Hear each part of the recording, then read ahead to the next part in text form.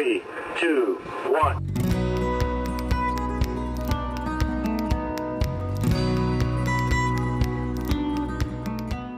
In this video, I go to a junkyard to get some parts for the 51 Suburban back here.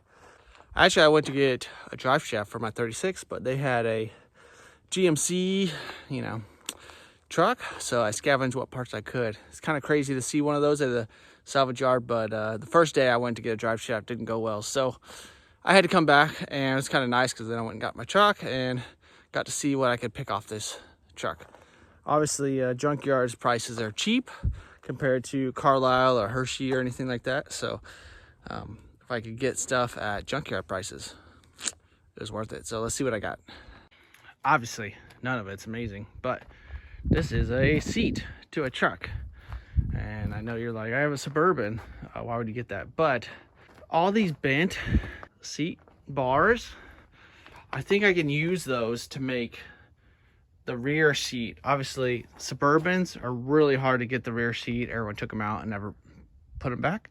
So all this bent pipe, I can shorten it and do whatever I need to do to make it work, because obviously it's already looking way too tall compared to that seat. But at least it has the right curves and everything looks proper. And so if I just take some out, shorten it, get rid of this bar and make some bars like they have on here, I'll show you those in a second. Maybe just get rid of some of these other supports. It looks like it should work, and the width seems okay once these are out. So Junkyard, $26 for a seat. All these seat brackets I've been seeing are over 100, 150, so kind of nice.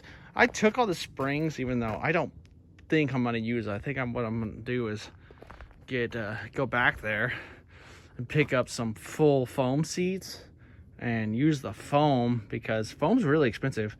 And so if I can use full foam, get rid of the springs, they get a little bouncy in these, and then maybe I can work on the profile and height and all that for this Suburban. So let's get this in place. Well, that was fun. Obviously, like I said, these bars make it too wide, these little supports, and it's obviously flipped over on its side, but width wise, once it's squeezed in there, it should be good. Same thing, I'm not messing with it right now, but maybe I'll have to narrow it just a touch. I actually was thinking somewhat making both these the narrow seats. That way you can slide bigger things in the back, because really when that third row is in, you don't have a whole lot of storage space in this. But whatever, seat works. I know I'm exhausted from moving that around. But yeah, I think they kind of just have these little bent out bars. And I can make that, since all these seem the same, maybe a little thicker actually on the truck. And if you saw the other video, you know that I picked up an inner fender from Carlisle. Well, I picked up another one because I picked up a core support. This is a radiator support, and this is for a GMC, so it's a little different. And the GMC, this cross member kind of dips out and comes out a little farther or lower. So this is actually too tall. But it does have a removable top. It gives me my widths that are the same, I think. So the fenders all mount in the same way. I measured this before I removed it, like from the frame up to where the fender mounts.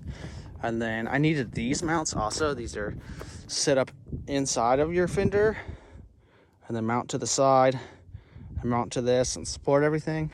This setup, these little fender brackets and the core support is like $350 from LMC. I did get a driver's inner fender, and trust me, it's had better days. But again, the majority of it's there. This is not a showpiece. It has all the ribs and the character that I really want. So this stuff that I patch won't be a big deal. And then it's got some rust back in the back too.